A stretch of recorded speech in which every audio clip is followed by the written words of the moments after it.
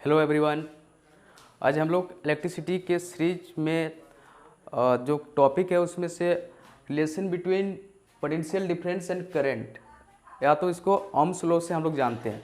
हम लोग potential difference भी पढ़ चुके हैं, करंट भी पढ़ चुके हैं। अब हम लोग दोनों के बीच में आपस में रिलेशन क्या है उसको अच्छे ढंग से यहाँ पर अंडरस्टैंड करेंगे। ओके स्टूडेंट, और रेजिस्टेंस को फिर से यहाँ पर डिस्कस करने वाले हैं हम लोग। इससे पहले मैं रेजिस्टेंस डिस्कस कर दिया हूँ। रेजिस्टेंस का वजह होता है फ्री इलेक्ट्रॉन्स में आपस में कोलिजन।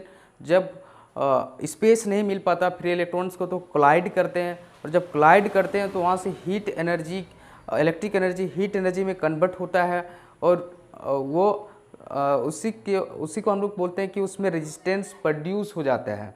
तो जितना पतला वायर रहेगा, जितना थिन वायर रहेगा, उतना अधिक इलेक्ट्रॉन कोलाइड करते हैं, उतना अधिक रेजिस्टेंस होता है। ये बात हम लोग पहले ही पढ़ चुके हैं। ओके स्टूडेंट, और रेजिस्टेंस जो है 3 फैक्टर पे डिपेंड करता है: length of the conductor, area of cross section, and on increasing the temperature the resistance of a wire increases. We know this 3 factors. Okay student, now we are going to discuss the Ohm's law. The Ohm's law, definition of Ohm's law is: at constant temperature, potential difference across the conductor is directly proportional to the current flowing through the conductor. Okay, let us suppose this is our conductor. Okay, and if we connect this conductor with cell, then current will flow from this end to this end. Let we suppose. Okay student, what will be when current flows through this conductor, in which case current flows through this conductor, current will flow through this conductor if there is potential difference. Okay, to create potential difference we have to connect it with battery. Okay student, and if current flows through it, then we say vice versa, that potential difference is between two end of the conductor. Okay student, तो student यहाँ पर Ohm's law को हम लोग detail में समझने वाले हैं। तो यहाँ पर कांस्टेंट टेम्परेचर का मीनिंग क्या है स्टूडेंट? मैं पहले आपको बताना चाह रहा हूँ कि Ohm's लॉ जो है वो तभी फ्लोज होगा जब टेम्परेचर कांस्टेंट होगा, और टेम्परेचर कांस्टेंट नहीं है तो वहाँ पर Ohm's लॉ नहीं, वैलिडिटी नहीं है Ohm's लॉ का, अनवैलिड हो जाएगा Ohm's लॉ। ओके, तो Ohm's लॉ को अंडरस्टैंड करने के लिए हम लोग को सबसे पहले तो कांस्टेंट टेम्परेचर को मेंटेन करना पड़ेगा। ओके, ये पूरा प्रैक्टिकल डेटा है स्टूडेंट, प्रैक्टिकली हम लोग इसको देखते हैं। तो जो कांस्टेंट टेम्परेचर होता है, तो पोटेंशियल डिफरेंस जो होता है वो डायरेक्टली प्रोपोर्शनल होता है करंट का। मतलब अगर हम लोग प्रोपोर्शनलिटी साइन को हटाना चाहेंगे तो क्या लगाना पड़ेगा? कांस्टेंट टेम्परेचर में कंडक्टर में कांस्टेंट क्या रहेगा स्टूडेंट? अगर टेम्परेचर कांस्टेंट है तो रेजिस्टेंस ऑफकोर्स कांस्टेंट रहेगा कंडक्टर के लिए। ओके, क्योंकि टेम्परेचर बढ़ने से कंडक्टर का रेजिस्टेंस बढ़ता है, और टेम्परेचर यहाँ पर कांस्टेंट है तो रेजिस्टेंस भी कांस्टेंट रहेगी कंडक्टर का। तो हम लोग प्रोपोर्शनलिटी साइन को हटाने के लिए यहाँ पर क्या लिए? रेजिस्टेंस का यूज़ किए।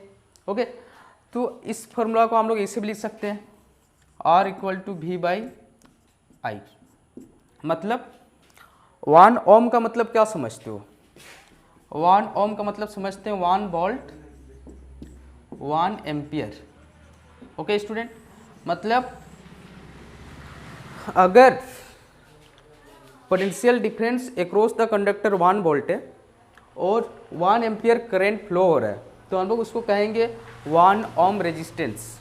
Okay student, this is another definition of resistance. At constant temperature the ratio of potential difference and current is called resistance. This is another definition of resistance. Okay, you can remember this student. To prove Ohm's law we have to take an electrical circuit containing ammeter, cell, key, rheostat and voltmeter student. Okay, ammeter is a electrical device student which measure electric current through the circuit, and voltmeter is another electrical circuit which is connected parallel in the circuit. It is used to measure electric potential difference. Okay student, cell is connected to the circuit to establish potential difference across the conductor. Okay student, and rheostat is used to vary the potential difference and take different data to check the validity of Ohm's law. Let us check, student, the validity of Ohm's law. We have to take help of this equation, V equal to I R. Okay student, this is the Ohm's law. Let us prove Ohm's law students. Ohm's law को prove करने के लिए हम लोग potential difference और current के बीच में हम लोग ग्राफ देखने वाले हैं स्टूडेंट. ओके, मतलब हम लोग को मिलेगी क्या, एक्चुअल में हम लोग को मिलेगी R जो है V और I के अलग अलग रीडिंग पे R का वैल्यू सेम मिलेगी. ओके स्टूडेंट, R की वैल्यू सेम मिलेगी. लेट अस सपोज V 2 है तो ये 4 है.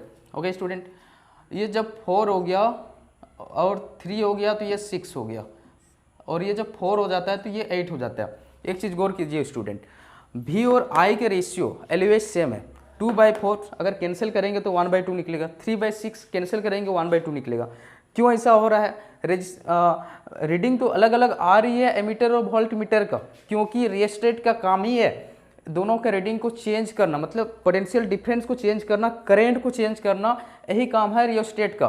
तो रियोस्टेट की हेल्प से हम लोग जब इसको इधर से इधर थोड़ा बहुत पुश करते हैं या पुल करते हैं तो करंट का वैल्यू सर्किट में ऑटोमेटिकली चेंज होते रहता है स्टूडेंट. ओके, तो इस केस में हम लोग को देखिए अलग अलग रीडिंग ले लिए हम लोग V और I का, लेकिन टेम्परेचर को कांस्टेंट मेंटेन रखें, इसलिए R के रेशियो हम लोग को प्रत्येक केस में सेम मिला है.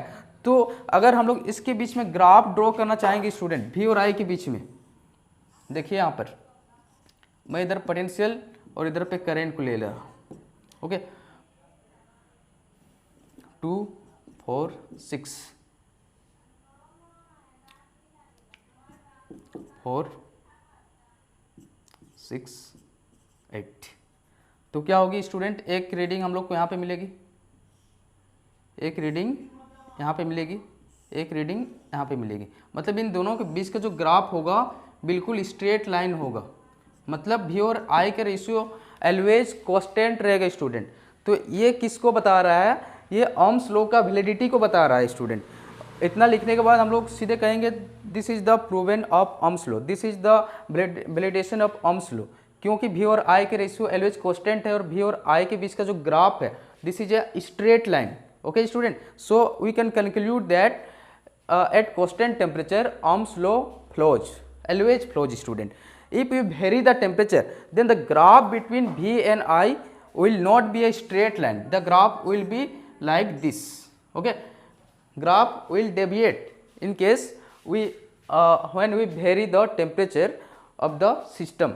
So to prove Ohm's law we have to maintain constant temperature. To define Ohm's law we have to add at constant temperature, otherwise our definition will be totally wrong student.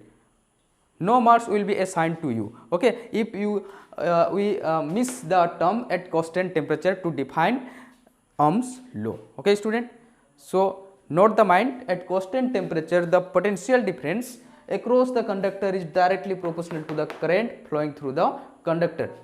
This is the standard definition student. Thank you.